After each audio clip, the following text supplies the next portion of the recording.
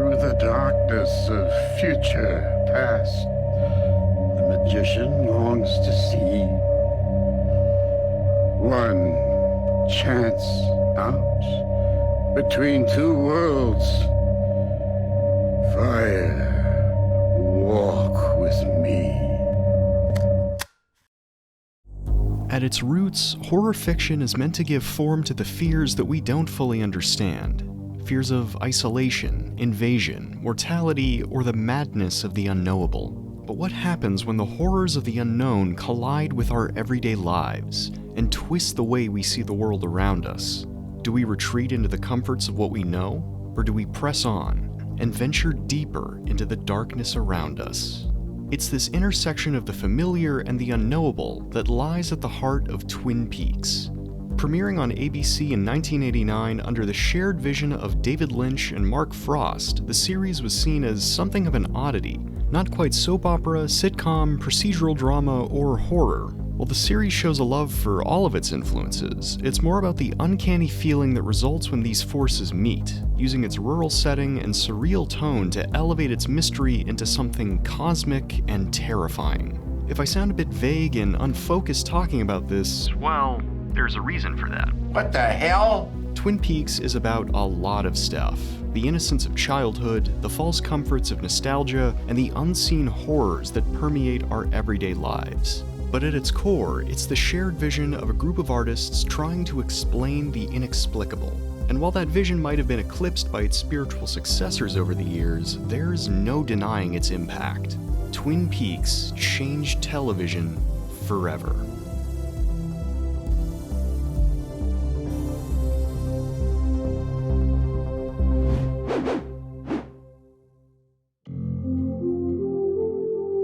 While it took countless artists and crew to develop, the origins of Twin Peaks can be traced back to the meeting of two visionary creators. Mark Frost, famous for his work on the police procedural Hill Street Blues, and surrealist horror director David Lynch.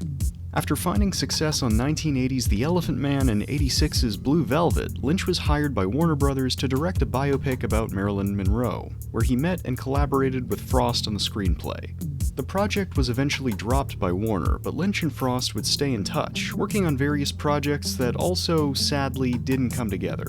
Eventually, spurred on by his agent Tony Krantz, Lynch would reunite with Frost to envision a TV series in the vein of Blue Velvet, using the Pacific Northwest as the backdrop for a murder mystery. The result is a perfect synthesis of Frost's work in procedural fiction and Lynch's dual obsessions with Americana and, well, I'm just gonna say weirdness because that's easier to define. And it's the radical differences in tone and material that really sell Twin Peaks' premise, with the saccharine image of rural America deconstructed under a detective's lens, giving way to a seedy underbelly tinged with an evil that borders on the supernatural. Like any good procedural, the series opens with a murder, as a young girl's body is discovered on the banks of a river. She's dead. Wrapped in plastic. But right off the bat, Twin Peaks takes the time to show the after effects of the murder, following various members of the community as they react to the news. When evidence connects the murder to other attacks in the Pacific Northwest, FBI agent Dale Cooper, played by Kyle MacLachlan, takes the lead on the case, and starts to untangle a web of corruption, darkness, and otherworldly activity that hangs over the death of the young Laura Palmer. Over the course of the investigation, we also get glimpses into the lives of the town's residents, as they go about their days and try to process the effect that the murder has had on their community.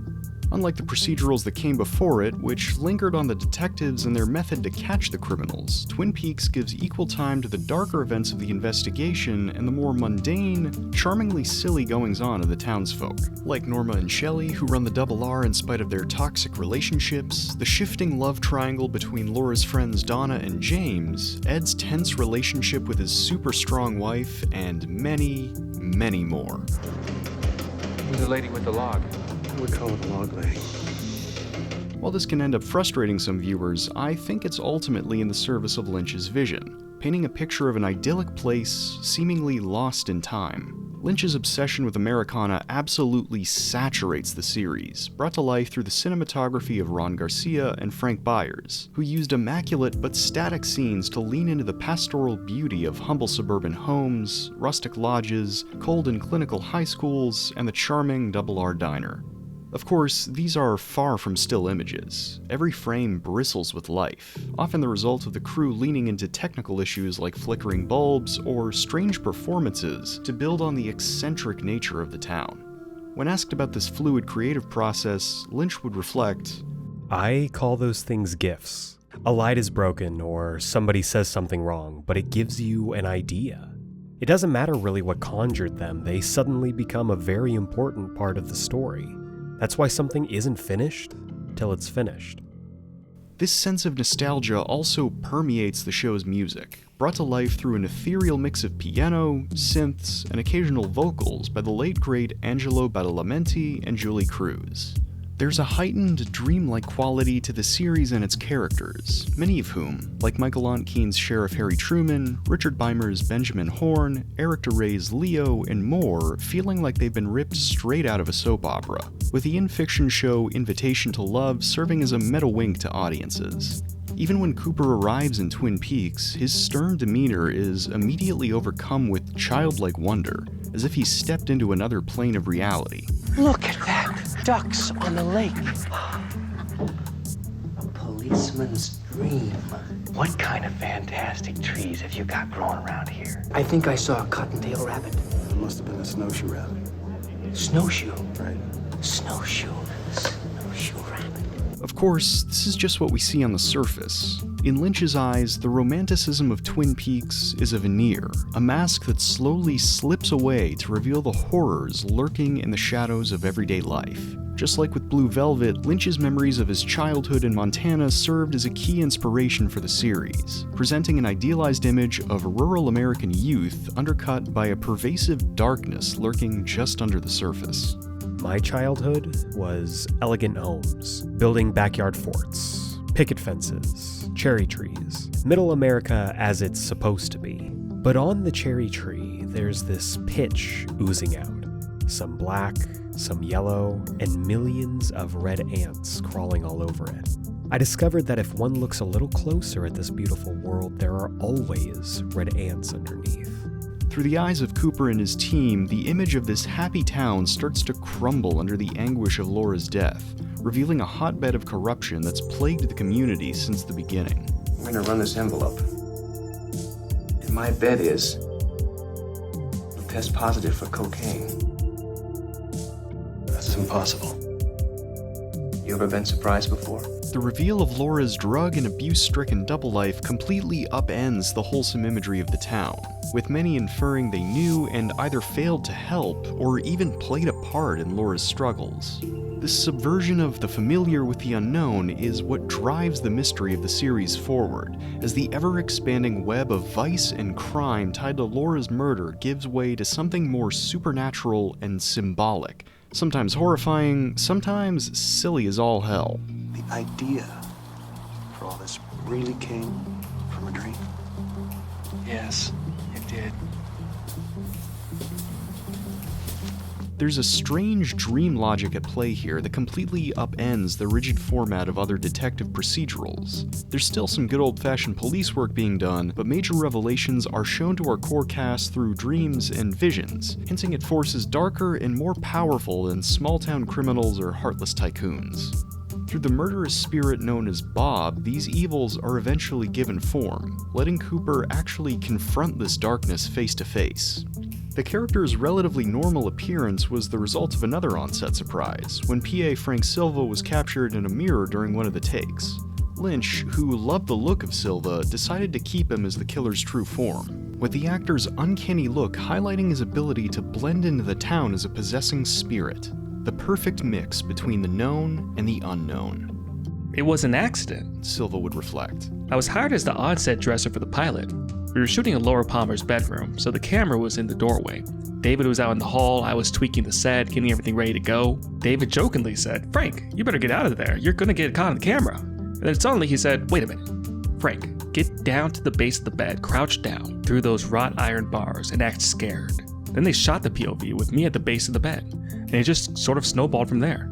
They would always call me up at the last minute and say, "Frank, David wants you here at the set, and don't forget to bring your wardrobe," because it was my own clothes I was wearing that day on the set. That's the outfit that Bob has been stuck with since day one, my own clothes. I'm not going to spoil the mystery of who Bob really is, firstly because I think this is a mystery that you have to experience yourself, but secondly because the real focus on the show is less about who killed Laura Palmer and more about the why. Bob might be an actual character, but he's also a representation of The evil that men do. an imbalance between the forces of good and evil that exist in everyone. An imbalance that, against all odds, Laura was able to overcome herself. It's the perfect blend of the bizarre and the mundane, using Lynch's heightened surrealism to elevate a grounded story of death, grief, and the struggle to find balance in a darkening world. Of course, not everyone saw it that way at first. Even after then head of ABC Entertainment Bob Iger fought to get it on the air, Twin Peaks pilot was savaged by critics, with one even stating, "I don't think it has a chance of succeeding. It's not commercial, it is radically different from what we as viewers are accustomed to seeing. There's no one in the show to root for." In spite of its initial reception, Twin Peaks would go on to dominate network television across its first season, competing directly with NBC's Cheers and earning a staggering 14 Emmy nominations, including wins for Outstanding Costume Design and Outstanding Editing for a Series. Against all odds, Lynch, Frost, and their many collaborators did more than secure a second season. They changed television in ways that are still felt today. Unfortunately, the brilliant foundations Twin Peaks built would not last. As in many cases of art and commerce, outside forces would ultimately intervene, changing the trajectory of the show and its creators.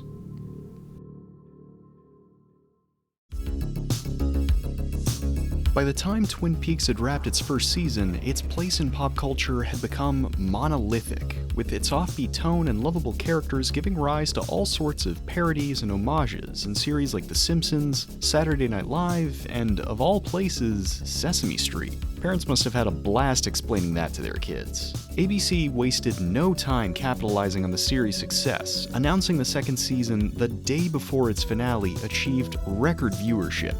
Unfortunately, with this new season came a list of concerns about where the show should go next. First and foremost, the Palmer case. While Frost and Lynch had framed Laura's murder as a MacGuffin to explore the series, ABC executives cited an increased interest in discovering the killer, leading to disagreements between the writers over whether or not to solve the mystery. And here's where Bob Iger comes back into the picture. Overruling Lynch's objections, Iger pushed for the killer's reveal halfway through season 2, which ended up killing the pacing of the series and, unsurprisingly, taking away the one thing people kept coming back for week to week. This drop-off was only worsened by ABC's decision to move Twin Peaks out of its original time slot on a number of occasions, sapping what little audience it still had. Iger would later reflect on the decision. David was and is a brilliant filmmaker, but he was not a television producer. In his ideal vision, we'd never find out who the killer was, but other aspects of the town and its characters would emerge. We went around and around until finally, he agreed to reveal the killer partway through season 2. After that, the storytelling became a mess. I'd given it a death sentence, he said, first by pushing for a resolution to the mystery, then by putting it on a night when nobody would watch it. Looking back on it now, David might have been right all along. At least he won't make another mistake like that again. Lynch and Frost would stay on after the reveal, but both became less involved as the series continued, with producers Harley Peyton and Robert Engels stepping in as additional showrunners, which isn't to say it's all bad. In fact, season 2 does a pretty great job at building on what was set up, giving more of a focus to Kyle MacLachlan's Cooper and making him a part of the community before undercutting it through the reveal of his own dark past. Of course, you couldn't help but take note of my emphatically traditional opening. I must say, your responding move was nothing if not reflective of your predilection for the tidy and fastidious. See how my response to you begins to lead us towards a classical confrontation? Through the new antagonist Wyndham Earle, Cooper is elevated from protagonist to the beating heart of the series, as his mission to solve the Palmer murder grows into a mission to protect the town he's come to see as home. Naturally, this shift also gives more time to the supporting cast, leading to longer soap opera-infused arcs. I'll be the first to admit, I actually really like how James' subplot builds on the teen angst and identity issues of last season, and Nadine's amnesia is both totally in line with her character and also pretty hilarious. Season 2 even treated viewers to some of the first trans representation on a TV series through the character of Denise, played by David Duchovny. And while I won't say it's handled perfectly, it still presents her as a well-rounded, capable character, a move that was incredibly ahead of its time. Unfortunately, there's a lot of bad to go with the good. Due to Lynch and Frost's lack of involvement, the show's tone pivoted into something much wackier, with the chilling slow burn of Season 1 replaced by a heightened, campier storytelling. Earl's backstory is great, but his chess motif and kooky disguises make him come off more like a Batman villain. A bad one. This isn't helped along by the show's wildly varied subplots, which just sorta meander around without Laura's death to ground and focus them. We get to see Andrew Packard come back just to sorta leer menacingly. Donna gets an edgy bad girl arc that goes nowhere, and Audrey Horne's role as Teen Gal Friday is minimized due to behind-the-scenes shuffling, tying her more to her father and, hey, Billy Zane! That's weird. Luckily, the season's last few episodes are something of a return to form, bringing back Bob and expanding the mythology through the introduction of the Black Lodge, some kind of mythical plane of evil that Earl wants to commune with. The inner light versus inner dark theming is at its most pronounced here, with Cooper and Earl crossing over into the Black Lodge and coming face to face with all manner of unknowable imagery. Without giving anything away, Season 2's finale is another high point for the series, bringing back the mystery and terror in full force. Unfortunately, by that point the damage of 9 mismatched episodes had been done, and Twin Peaks was put on indefinite hiatus with very little hope of coming back. However, it wouldn't be the last we'd see of the world or its characters.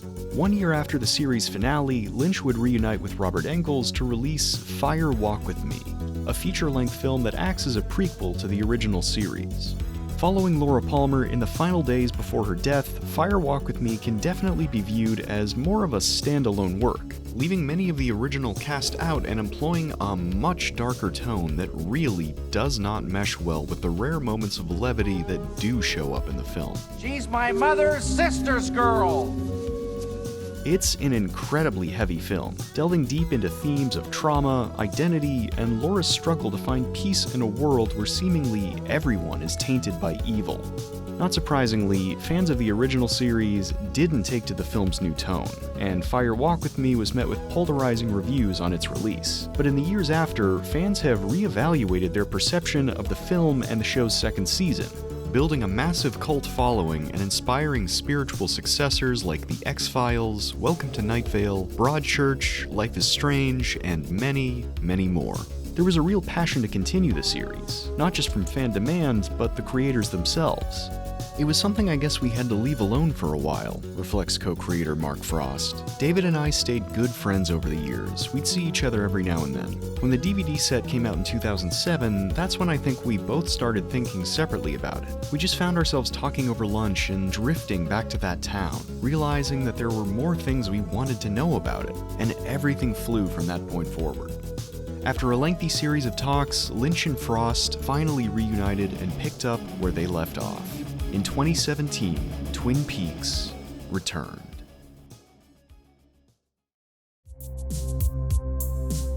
In May of 2017, a whole 26 years after Season 2's haunting finale, Twin Peaks made its return to the airwaves, under the fitting subtitle, The Return.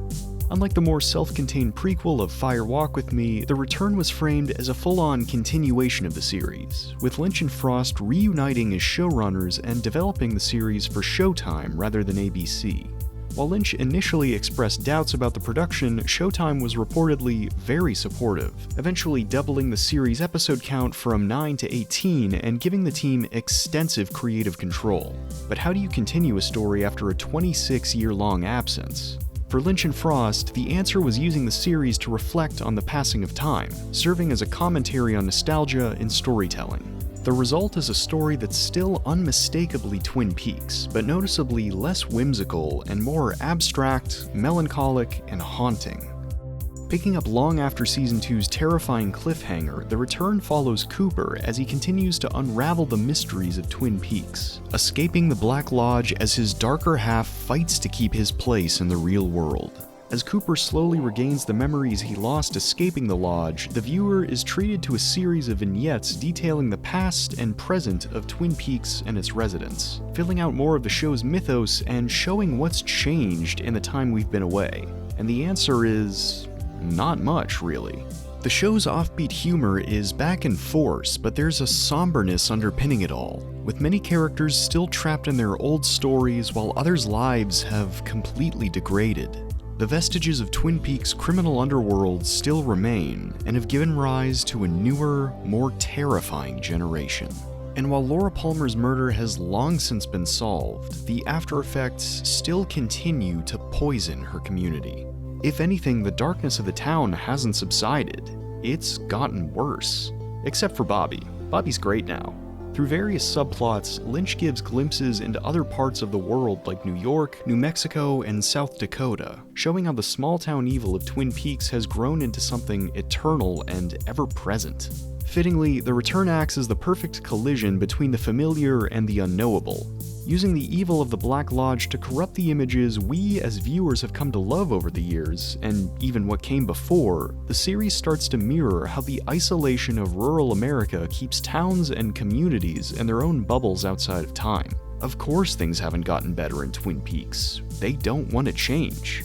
We don't want them to change. What year is this? But while we crave the comforts of the known, things have to change, for the better or for the worse.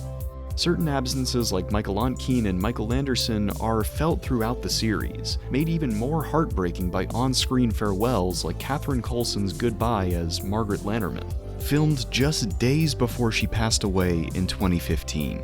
As such, the return acts as both a eulogy and celebration of the community behind Twin Peaks and the love they've built together, holding off on the sincerity of the earlier series as long as it can, until we see Laura's portrait, Badalamenti's score kicks in, and it all comes flooding back. Man, brings back some memories. In plain terms, the return's closure is less narrative and more emotional in nature. The events of the finale are otherworldly and open to interpretation, but it's impossible to deny the two powerful feelings that have permeated Twin Peaks from the beginning: terror and empathy. The series' thesis that disturbing mysteries are always lurking in plain sight is more prescient than ever in a world that seems increasingly out of control. But it's the filmmaker's sense of compassion that sticks with me even more. The entire show is about duality, the idea that identity and the self are just as hard to pin down as the world around us. In a way, we're all lost in the woods, looking for meaning in ourselves and each other. But with that uncertainty comes a sense of hope. Hope that someday we can find true balance, save our true selves, and find a light somewhere out there in the dark. Happy Halloween everyone, and thanks for checking out today's video. Watching Twin Peaks for the first time was such an interesting experience, and I've wanted to talk about it since I've started my channel. The original series is such a fun mix of horror, humor, and charm, and I find it so interesting how Lynch, Frost, and all the people they worked with remixed and reinterpreted it over the years, making it into something much more personal and reflective.